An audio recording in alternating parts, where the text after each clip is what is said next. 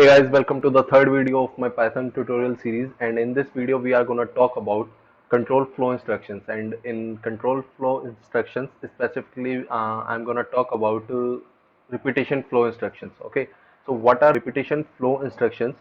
Basically, if you want to print a line, like if you want to print a number from 1 to 10, so there are two ways to do that. The first way would be very difficult and would be very lengthy, is that you write a line like print 1, then you write print 2, then you write print 3, and so on. And the second thing you would like to do is that you want to use a loop. It is called as loop. So what a loop is that, you can run a line, you can run a segment of code over and over again until some conditions breaks the loop.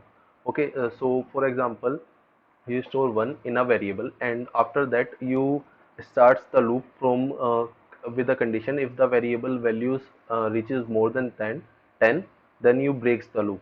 So what happens is that you print the variable, then increment the value by 1 of that variable. Now the loop runs again, and then the value would be 2, then it will be incremented by 1, then the loop runs again.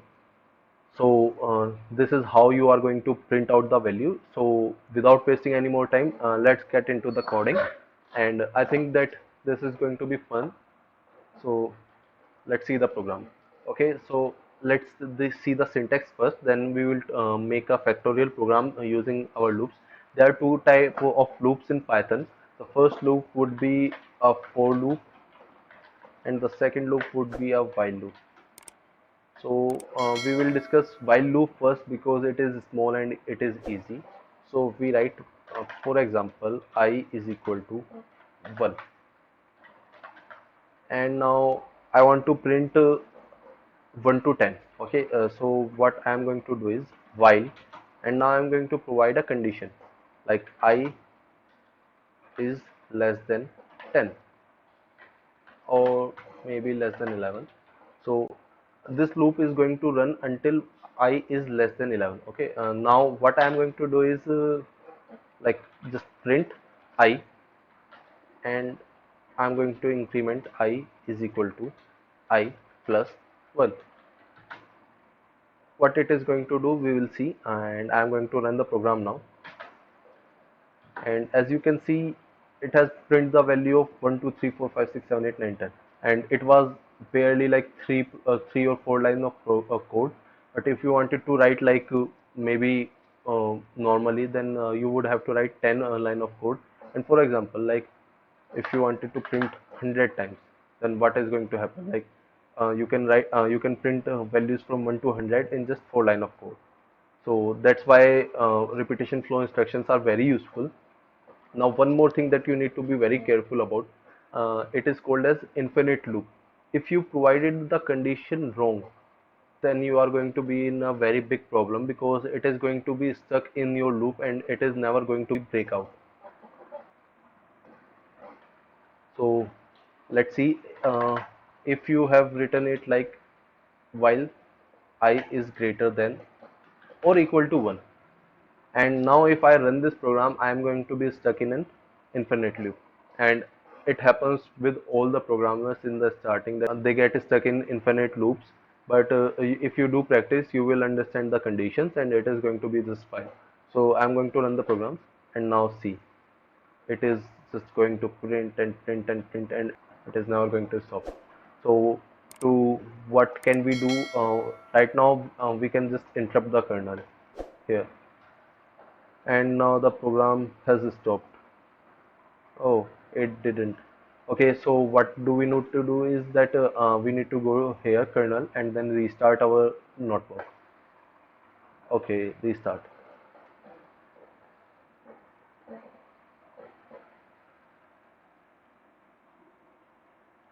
I guess it has stopped now.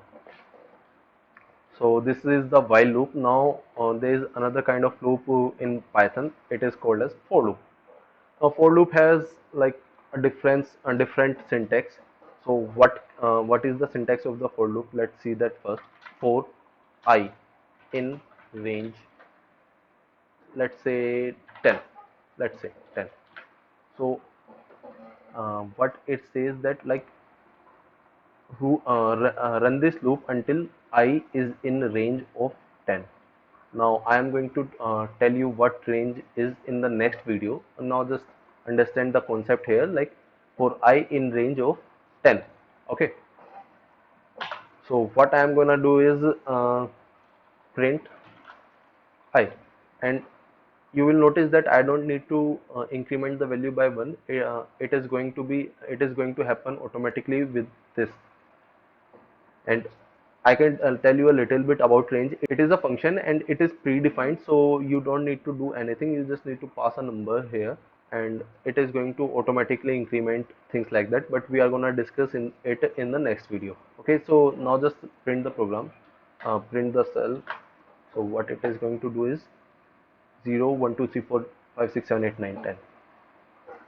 So why did it started with 0? Because there are more values that you can pass to range functions. The first value would be the starting index. Like from where do you want to start the index? So I want to start the index from 1 to 10. Now here you can see that the 0 is not in the game anymore. But you must have noticed that it is just going up to 9. The reason behind is that it does not take the last value as inclusive. So if you want to print out the value until 10, then you need to write here 11. So now there is one more thing about for loop that I want to tell you. So now if I want to print out odd or even number, what I can do is I can give the step size. So here the step size is 1, 1 plus 1 is 2, 2 plus 1 is 3, 3 plus 1 is 4. But now I can provide it as 2. So what it is going to do is 1 plus 2 equal to 3 plus 2 equal to 5 plus 2 equal to 7 and so on. You can also make it 3. So 1, 4, 7, 10. Now if you want to print even numbers, then you need to start your counting from 2 and change the step size to 2 also. And now if you print it, you will see the output 2, 4, 6, 8, 10.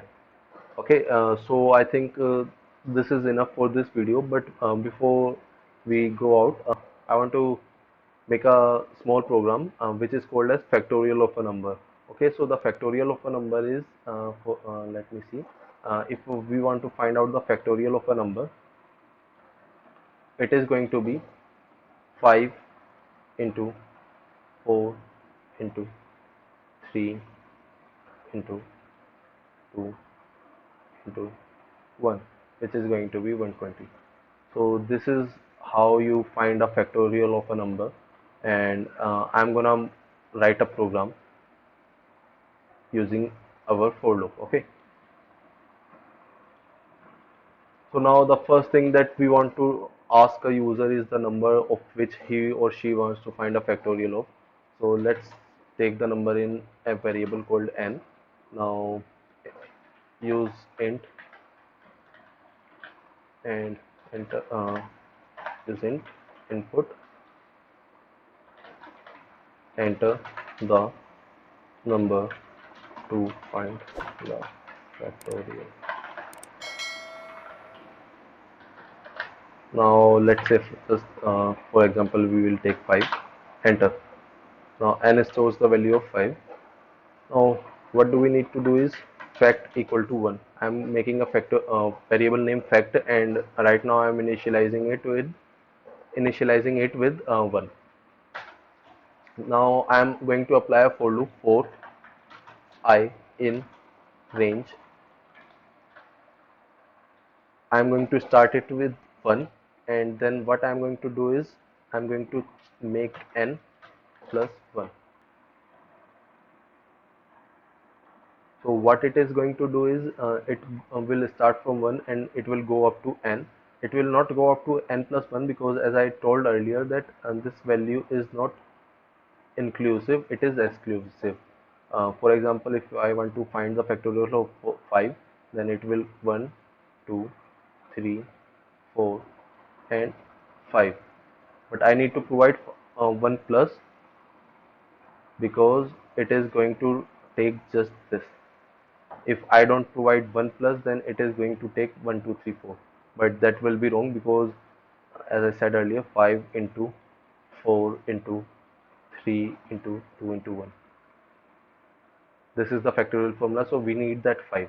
Okay, so I'll move on. Let me just rub this.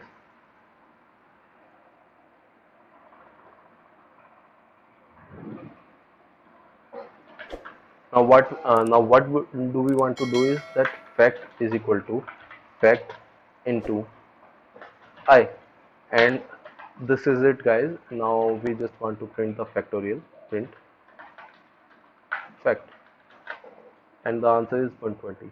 So guys, I think that this is that's enough for this video, and I'm gonna see you in the next video. Till then, bye bye.